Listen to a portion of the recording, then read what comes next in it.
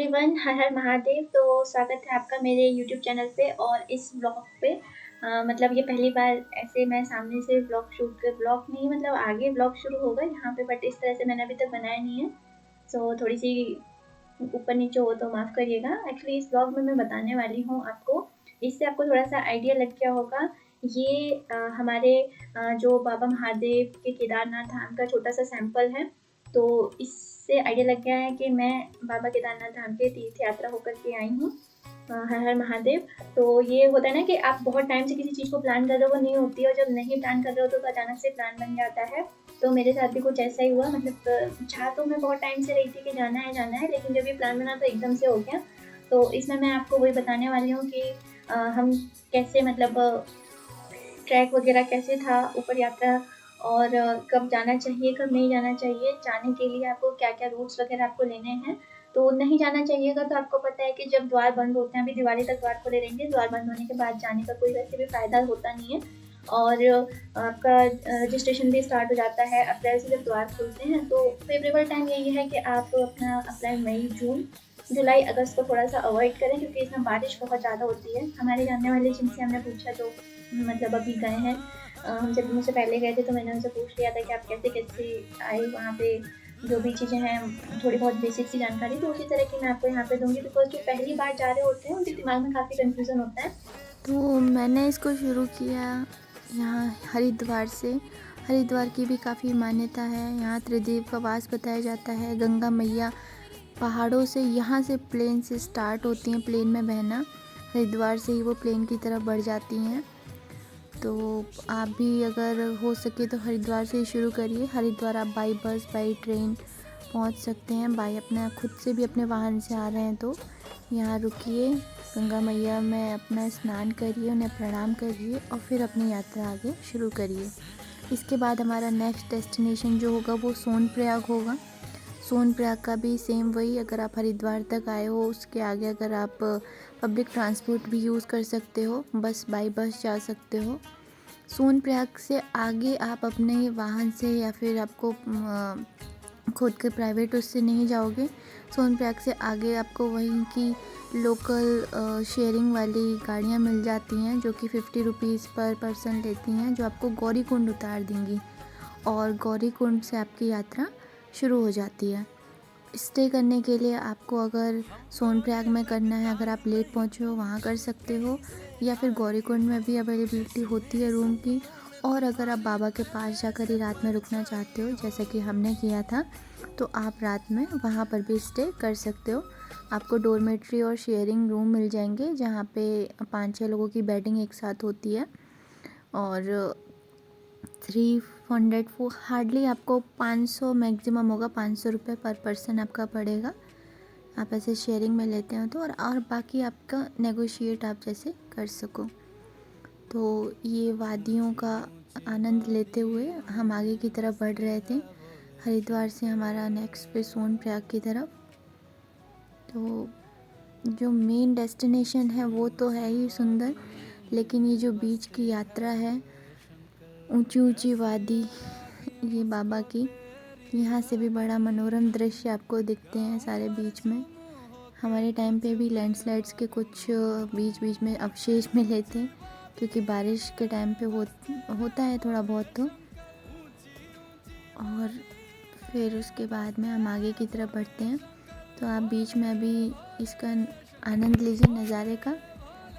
और रुकने का मैंने आपको इन्फॉर्मेशन बता ही दी है। साथ में ले जाने के लिए आप ज़्यादा हैवी लोड अपने साथ मत रखिएगा। अगर आप ज़्यादा रुकना नहीं चाहते हैं तो एक नहा करके दर्शन करने के लिए साफ़ कपड़े आप एक जोड़ी रख सकते हैं। ऊपर ठंड होती है तो एक जैकेट आपके लिए इनफ होगी। ट्रैक के लिए अगर आप शूज़ यूज़ कर रहे हैं तो एक जोड़ी चप्पल आप एक्स्ट्रा में अपनी रख लीजिए। अदरवाइज़ अगर आप चप्पलों में ही कंफर्टेबल हैं ट्रैक के लिए तो चप्पल ही ठीक है, बिकॉज़ वहाँ पानी बारिश के टाइम में आपके शूज़ जो हैं बहुत भीग जाएंगे। ये बीच में लैंडस्लाइड्स के मैंने दिखाए हैं आपको क्लिप्स।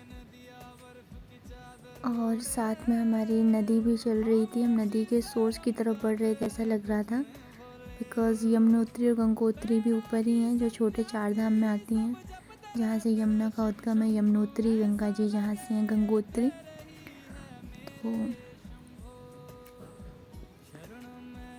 खाने पीने की व्यवस्था भी आपको ट्रैक में बीच बीच में हर 5-10 मिनट पे दुकानें हैं। बस इतना है कि नीचे थोड़ा सस्ता होता है, ऊपर बढ़ते बढ़ते वही 10-20 रुपये महंगा होते जाता है। तो वो रीज़न भी है उसका, बिकॉज़ ऊपर पहुंचाने के लिए वाहन की व्यवस्था फिर रहनी जाती है, खच्चर घोड़ों पे ही सामान जाता है। तो जब इतना आप बाबा के दर्शन के लिए जा रहे हैं तो इतना तो आप खुद कर ही सकते हैं। और इसके साथ ही और ऊपर अगर आप लेट पहुंचेंगे तो ऊपर भी खाने के रेस्टोरेंट वगैरह, खाने के ढाबे वगैरह हैं। बस हाँ, वो रात में शायद 10 बजे बंद हो जाते हैं, तो आप 8-9 बजे तक अपना खाना पीना खा के फ्री हो जाइएगा। ये जो वीडियो है ये हमने सोनप्रयाग से गौरीकुंड के लिए गाड़ी ली, उसकी है। ये गाड़ियाँ आपको गौरीकुंड तक छोड़ देती हैं, क्योंकि सोनप्रयाग से आगे आपको अपने प्राइवेट व्हीकल ले जाना अलाउड नहीं है। यहाँ से वादियाँ और सुंदर और थोड़ी एडवेंचरस हो जाती हैं। सकरी सकरी सी रोड्स हैं, चौड़ी नहीं है यहाँ पे।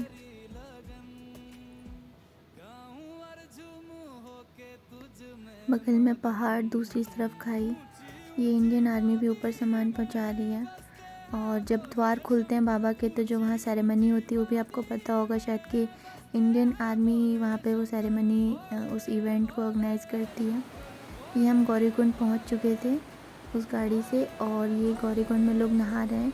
नेचुरली गर्म पानी होता है, कहते हैं इस कुंड को माता गौरा ने खुद से अपने हाथों से बनाया था। ये बगल में नदी, इसमें इतना ठंडा पानी, और उसके बगल में जो कुंड है इसमें गर्म पानी है। सब प्रकृति की माया है। जो ग्रीन शेड है यहाँ लेडीज़ का है और ये जेंट्स का है। अच्छी व्यवस्था है नहाने धोने की, और फिर आप नहा धो करके अपना ट्रैक शुरू कर सकते हो।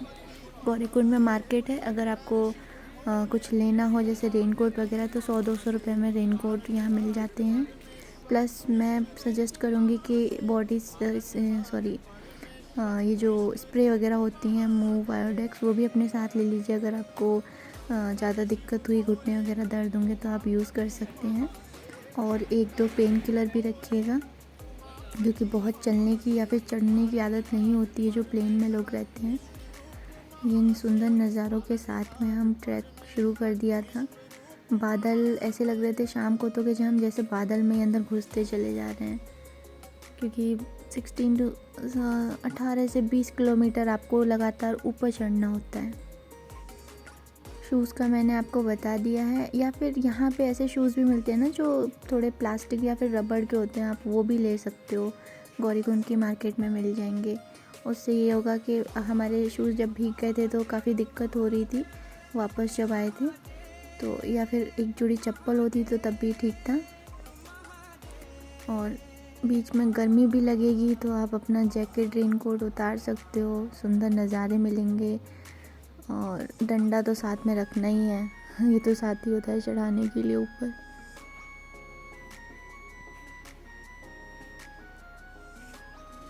बस महादेव की नगरी में आ ही गए, बस थोड़ी सी दूर और है। महादेव की तो नगरी सब है, बस जहाँ उनके हम दर्शन होंगे। मैगी वगैरह सब कुछ मिलता है खाने को, और इतनी भूख भी लगती नहीं है, बस इंतज़ार होता है कि कब महादेव के दर्शन हो। झरने, नदियाँ, नेचर, सुकून।